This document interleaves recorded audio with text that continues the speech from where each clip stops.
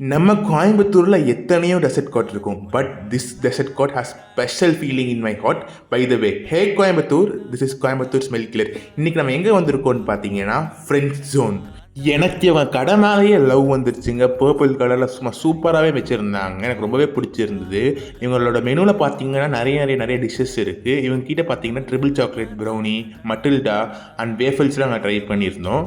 இந்த கடைக்கு நிறையா ஃபேன் பேஸ் இருக்குங்க, கூட்டமாகவே தான் இருக்கும். ஃபஸ்ட்டு இவங்ககிட்ட ட்ரிபிள் சாக்லேட் ப்ரௌனி வாங்கியிருந்தேன். எனக்கு ப்ரௌனினா உயிர். இவங்க ப்ரௌனி சூப்பராகவே இருந்தது.